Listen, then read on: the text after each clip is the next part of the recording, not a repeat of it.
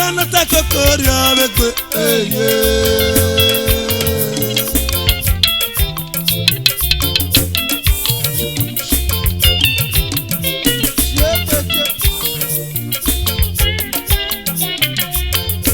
Aba mera no ta kokoria bekwe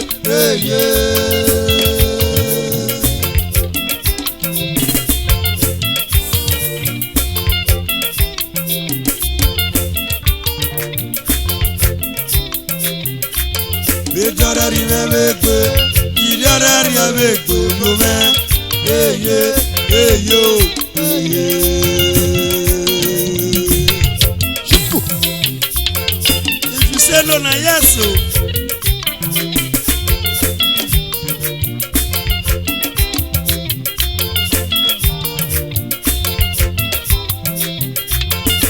Aba mera no ta kokoria bekwe,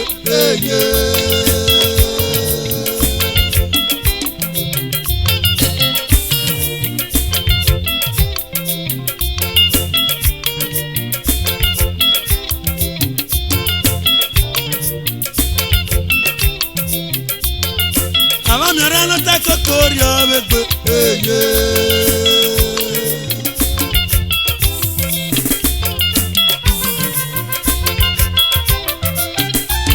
Bejara ribebekwe, idara ribebekwe, yume, yo,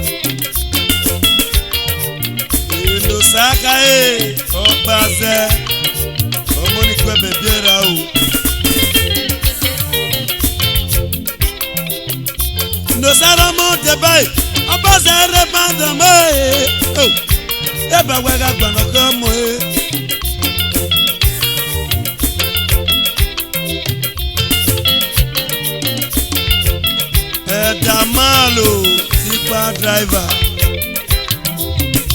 Malera mo de bae Eba wega gwano kamo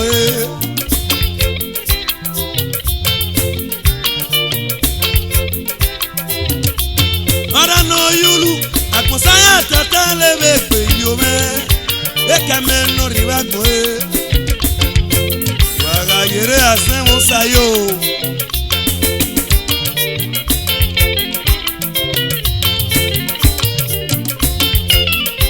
Emmanuel Okodua Emperor ase musayi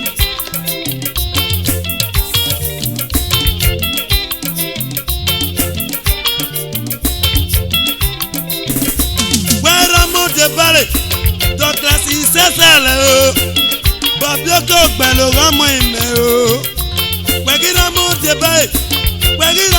balé sesele Ebagwe agbano ramo e Bobioko the father of all youth.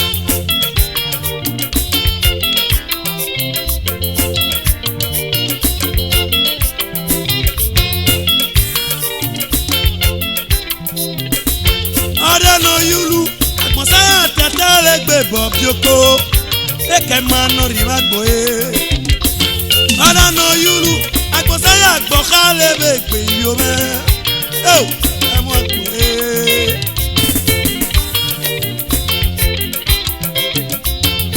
Aba mi rano te kokori o wegbe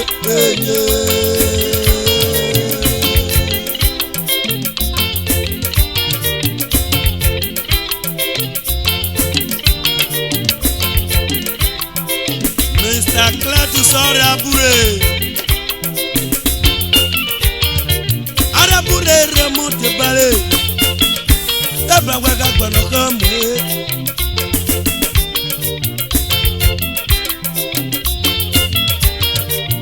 Uncle Chris dance band of Uromi Of Okenete Uncle Chris Nabi Wajoti committee chairman in Domino dance band of Uromi Debai, etinya babo sinomo oh eba wega gbano kamo babo zido wagira mo debai eba wega gbano kamo Ariano yulu agbonsaya tata lebe gbe paposi eke ma no ribagbo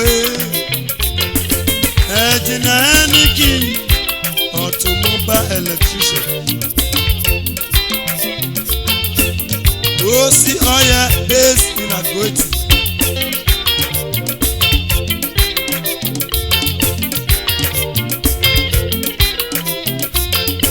Honorable Dogu Yegbe Fuere Agadagodo Garoye Idaro nege na chaba Odogu mewaye au Eyu motos Yara waga yobiome Eyume no moe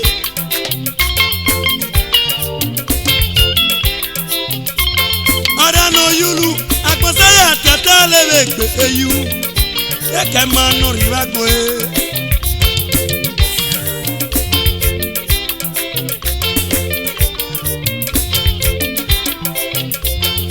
Abamira no te kokori obegbe eye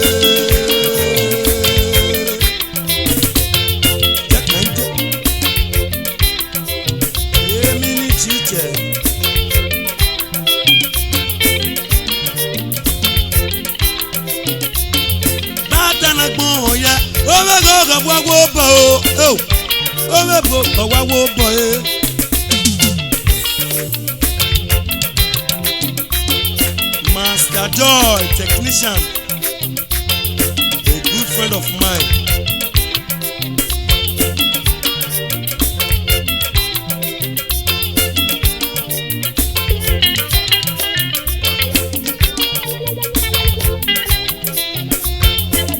Moses Aga, yawana lo kwa mweme oh Moses Romo de Baraba, Moses Oga Montos, Moses Oga Moses. Why Ramo de Bae? Eba wega gbano kamo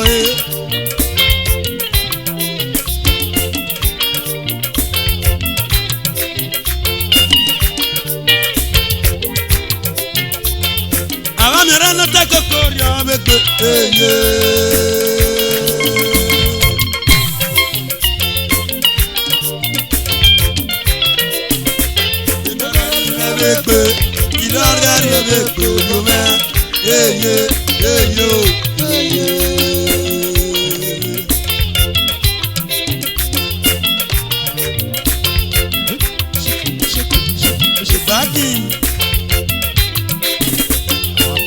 Kime no mo Eba wega gbano kamo Ambroski yere tentaya driver Master Monde Ojabu Saturday Matida Mejo Chapa Avami Ota Kokori Abegbe Eye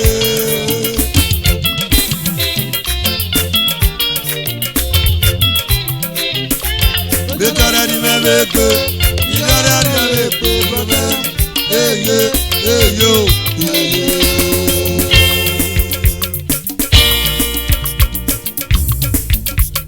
Kevale, kivale va, kevale, kevale va, kevale, kivale va, kevale, kevale do, kevale, kivale va, kevale, kevale do, kevale, kivale va, kevale, kevale, kivale va, kevale, kevale do, kevale, kivale va, kevale, kevale do, kevale, kivale va, kevale, okolu do, kevale, kivale va, kevale, eda iya, kevale, kivale va, kevale.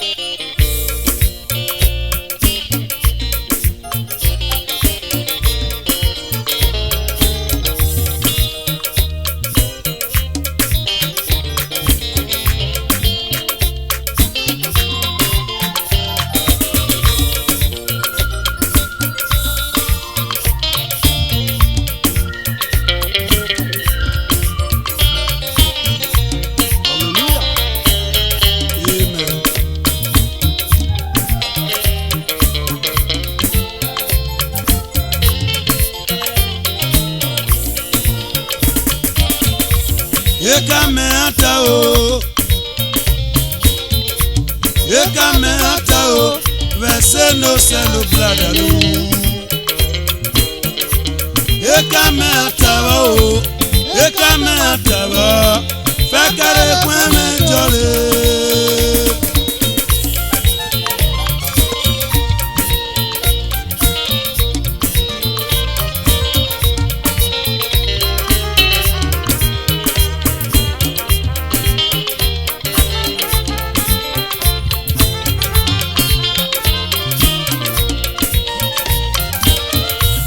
Ekame ata o, ekame ata o, vesendo sendo bladalu. Ekame ata o, ekame ata o, fekare kweme jose.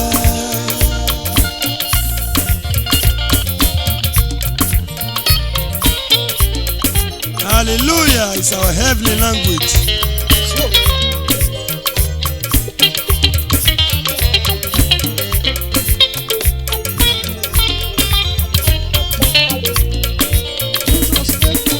Jesu jalo le vade, oh, yoyin sanole. Nogare no dode, nogare no pabioko, bejore wena.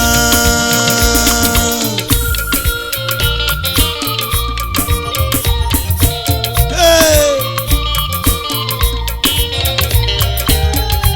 osagari wako.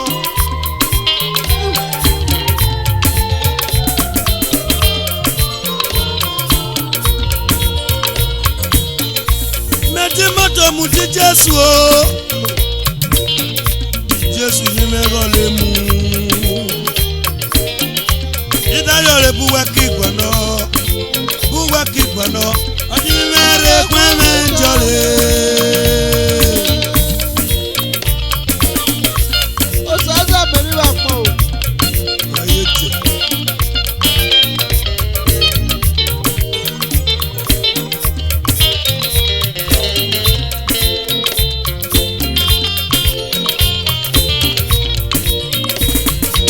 Jesu no je yalo le vade, oh, yansa no le.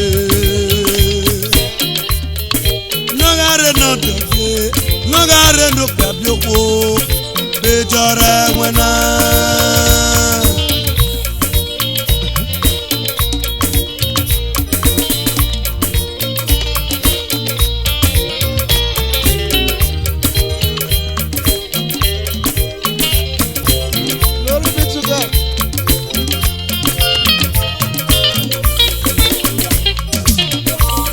ti mọ́tò mu ti Jésù o.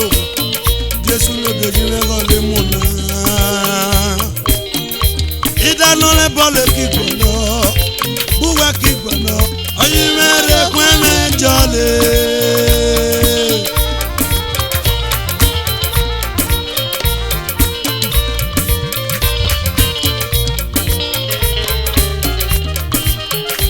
Jésù ló ti fẹ́ kẹ́gbẹ́. Mercy for God.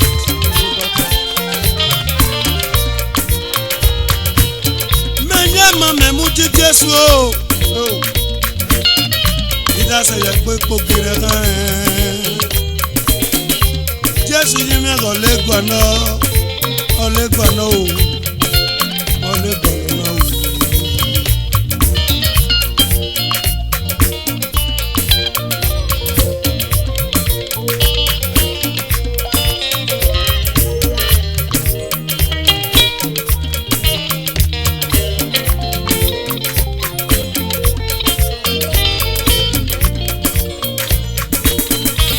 Jésù yọrọ lè bá dé, ó pẹ́ bí opó ìyàn sànọ́lé.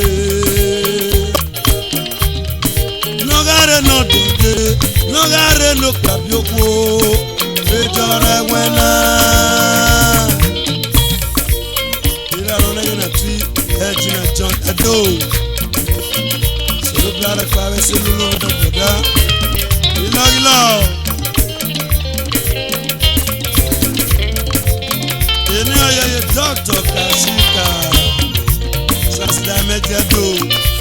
Jésù ló jẹ yọrẹ bá dé Mr. Kashika o. Ìyàn sànọ́lé. Nọ́gàrẹ́ náà dùnkè, nọ́gàrẹ́ ló pàbí òkú o. Bẹ́jọ́ra ẹ̀wẹ̀ náà.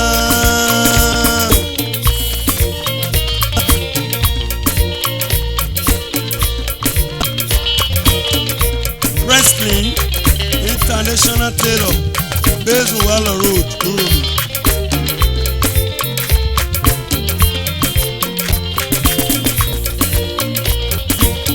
Mẹ́ni sẹ́mẹ̀mú ti Jésù o. Jésù lè yan lé gbọ̀nà. Búwa kí gbọ̀nà. Ọdún mẹ́rẹ̀ gbẹ́mẹ́ jọlé.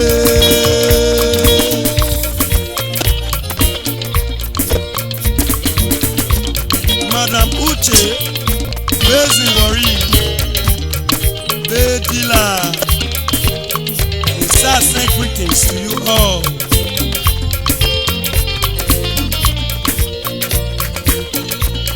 O seven no more, Iron Lady, O se, yo, Regbe Fuere, we're getting lots of no one, yo, O se, baby. Eka me ata o, Jésù ló gbé. Eka me ata o, vese no se mudaru. Eka me ata o, fakare kwe me jose.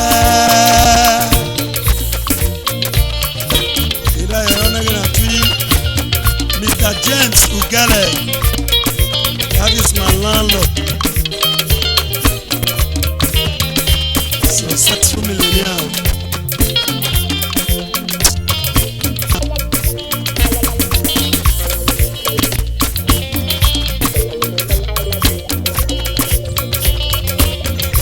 Yeah, I don't know to Mr. God na wulime abotilo. Oyo tono mona bio.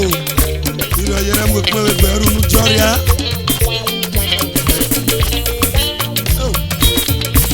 Jésù yìí mọ ebade. Hey, ìyàn sànọ́lé. Nọ́gàrẹ́ náà dèndé, nọ́gàrẹ́ ló pàbí òkú. Bẹ́jọ́ra ẹ̀wẹ̀ náà.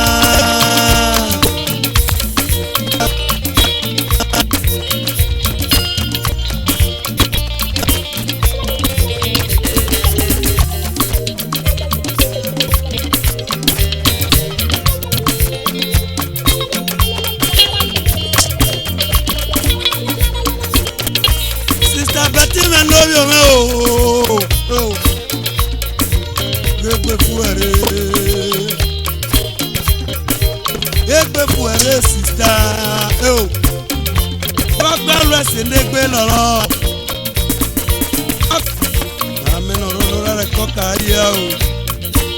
That is why the wise will say, glad that you terminate with first strength shall never forget the name. In the sake of this is that God will save Okeka's family.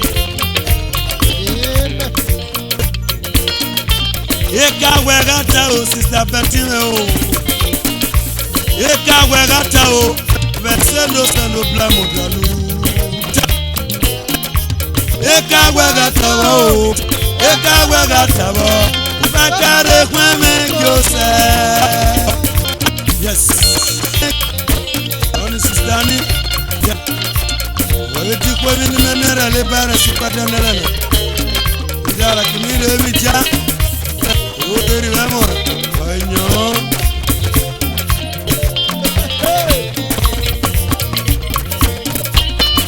Itimato muti Jesu,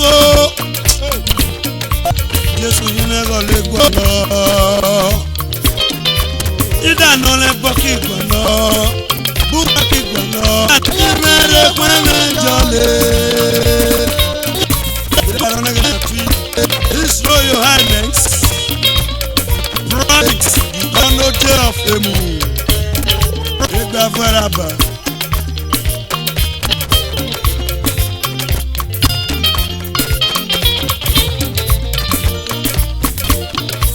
Eka me ata o. Eka me ata wa po. Me lo se mo. Eka me ata o. Eka me ata o. Bakare kwa me Joseph. Jesu yọrọ le bade. Iye asana re. Nagare no dote. Nagare no dote. Bejare wena.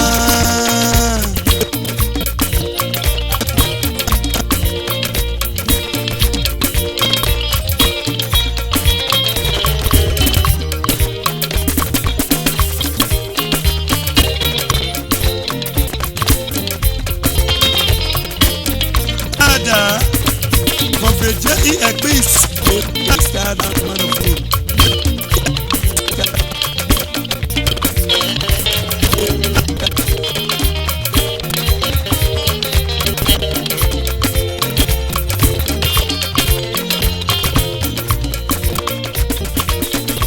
You come and go, I'm before to go.